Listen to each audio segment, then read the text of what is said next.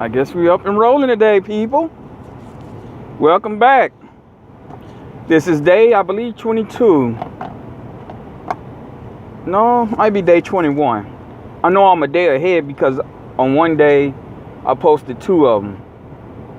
That was last Tuesday, I believe. But welcome back to Boss Life Vlog. I'm your host and creator, Marcus Thompson. Today I want to talk about to pay or to live in growing pains. What I mean by that is that you can either pay to get all this training done, spend thousands and thousands of dollars trying to hone your craft, or you could just go out there and fall on your face and learn a thing or two about a thing or two. Let real life kick you in your teeth. You get back up, dust yourself off, and you go on about your business and move around. And I bring this to you because, as we all know, lately I've been trying to get into one of them programs, and I've been looking for the best value. I don't believe in spending thousands and thousands of dollars trying to get one of these programs. It's absurd.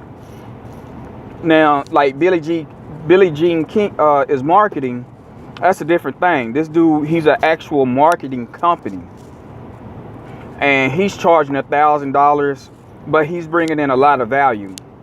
That's who I might roll with next, because not only can you just pay a one-time subscriber fee of $1,000. I don't even think it's $1,000 anymore. It might be a little cheaper than that now that I'm thinking about it. But it's now a monthly subscription if you choose at $100. $100 a month, which ain't nothing. It's beans compared to what you could be making in an industry like this, in a digital marketing industry like this. Especially if you play your cards right, if you're willing to give what it takes in order to become a successful entrepreneur. Now, some of these other guys who just have these flat out fees of $1,000 and $2, be very leery, because remember, at the end of the day, while you're spending all these thousands and thousands of dollars on training, yes, it is a tax write-off at the end of the year, but eventually you're gonna need some money, some capital to get up and running. I don't care what you're trying to do. Understand me? You can do affiliated marketing. You sit up here and pay some guy $700-800 to teach you front to back how to do affiliated marketing. But at the end of the day, you still got to go pay for capture pages. You still got to go pay for a domain name. You still got to go pay for somebody to host your domain. It's a lot more to it than just saying, hey, I'm finna go get somebody product and advertise it and go make money. It goes deeper than that, right? So you really gotta be concerned with how much money you're putting up front to learn all these things, because at the end of the day, it still falls into your lap, and it still falls into your lap as far as what did you learn. You can sit up here and go to college from day in and day out, get all the paperwork on your wall, be called doctor this, doctor that, but if there's no way for you to apply your knowledge, it is truly a waste of time and money that you could have spent on something else somewhere else. And I've just been sitting back and watching. I've been seeing a lot of these YouTubers. They are caking up, dog. I'm hearing YouTubers saying they don't do private functions unless they're getting paid $1,000 to come and speak at a speaking engagement. One dude said $5,000. That's the only way he'll even raise his eyebrow up and be like, oh, okay, this might be worth my time. Just to tell y'all exactly what I'm telling y'all right now for free. I get a lot of people turning away from my page. They'll watch for a minute or two, figure out what the heck I'm talking about, and they walk on out. They out the door they go, because they don't want to hear it. I'm not showing them anything that they want to see or hear, because some of them are like, I don't want to have to get my mind right. I'm already there. My mind is already there. My mind is made up, as a matter of fact. You know, I don't want to hear what this guy has to say. I know that entrepreneurship or being a boss is all about a mindset. It's from the neck up. I heard that time and time again. So I don't want to hear that no more. I want to go make it happen. I want somebody to teach me how to make it happen. Fine. By all means, go for it. Go learn a skill. But eventually, you're gonna have to learn how to apply those skills, and that's where the neck up comes from. You see what I'm saying? Eventually, you're gonna have to learn how to think on your own 2 feet. Eventually, who's ever training you is gonna have to push you over the cliff to see if you can fly. Is your muscle strong enough to fly? And if all you did was sit up there and study and didn't apply, you lost, homie. You just flat out lost. I got a story for that too, surprisingly. I remember when I went through tech school to become a mechanic. I became a mechanic out of necessity because at the time I just wasn't doing much or nothing with my life. I was in and out of these warehouses working for warehouse gigs. And I'm like, I just need something that's gonna put money in my pocket where I could try to move down to Orlando, Florida, or Miami, Florida, and do my music thing. I want to record down in the south, further south. And so what is gonna help me get the paper at the same time, give me the time to go and pursue a dream. And so I'm sitting up here just thinking, and all of a sudden it hit me. Mechanics.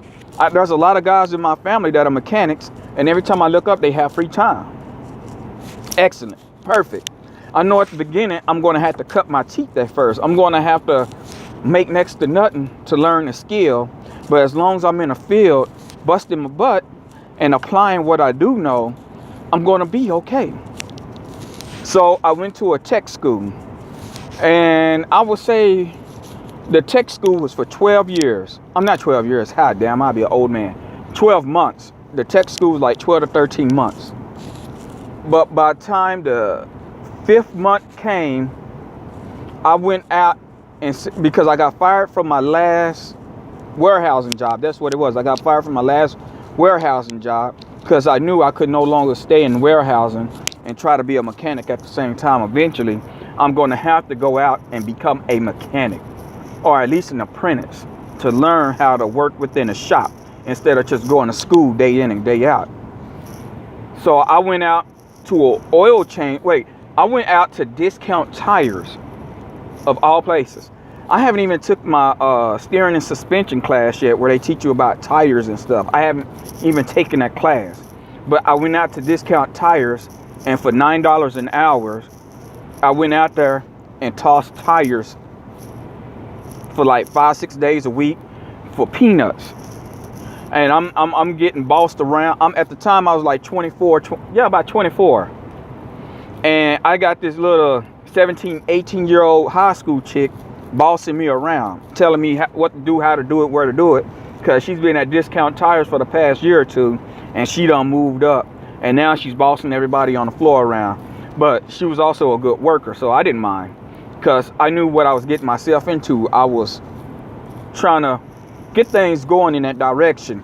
I went to an oil changing company that got bought out, and I learned how to change oil there. That's all I did, was change oil and learn how really how engines work in a weird way. Because when you're in school, it's one thing, they want you to learn everything in this book, but when you're out in the field, you really get to know things.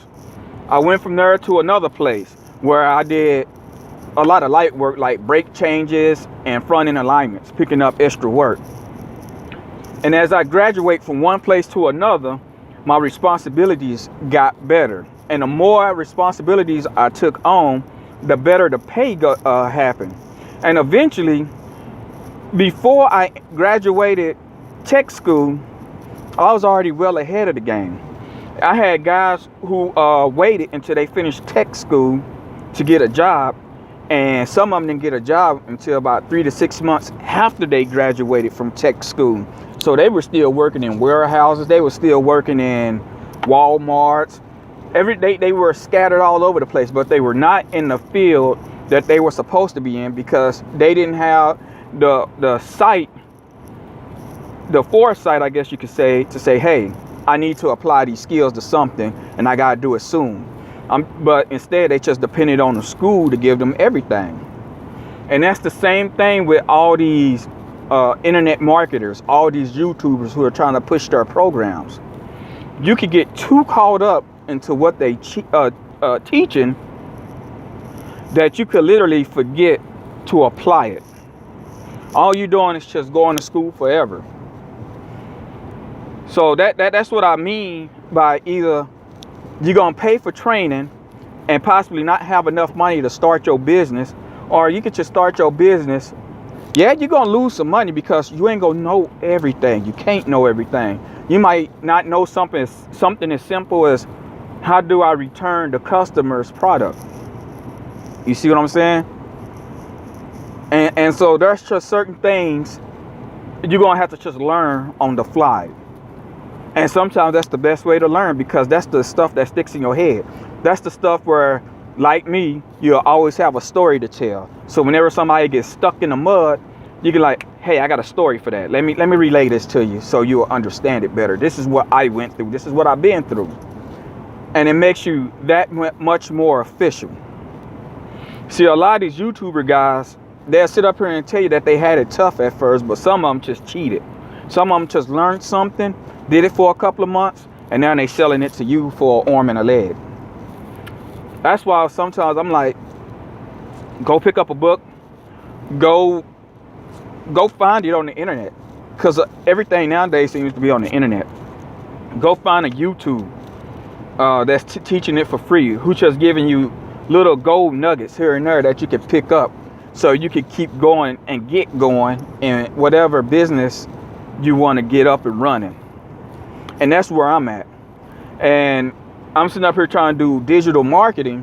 One thing I know I'm gonna have to do before I go out in the world is get me a guinea pig. And the only way to get me a guinea pig is use my wife MLM as a guinea pig to see if I can get people to come and buy from her.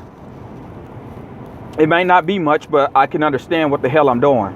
Maybe, get my own web page and just sell anything. Just pick a product, sell it, and see the principles that I apply to it, see it graduate, see it get sold, sell something. Because what that's going to do is I'm going to reach an aha moment, and I'm going to be able to put one thing, another thing all together. It just simply progresses. It's what you will call my small victories. I don't need one large victory, just a whole bunch of small victories, one after the other, and pick up that traction. And that's what I'm going for. I don't want to spend a lot of money on training. I want to spend all my time and money within a business that I'm brewing up. Okay? Well, that's it for me today, ladies and gents. I appreciate y'all following me. I really do. Because I don't care if it's just one or two of you guys. The fact that you committed and you subscribe to this page means a lot. Because within these past, 13 minutes, there's a hell of a lot more you could have been doing with your time. That's about, 3 or 4 songs I done held you up from your favorite artists. So trust me when I say this, I really appreciate when people subscribe, when people watch this. I don't care if it's for a minute or two. I really do appreciate it because y'all don't have to be here. All right? Y'all have a good day.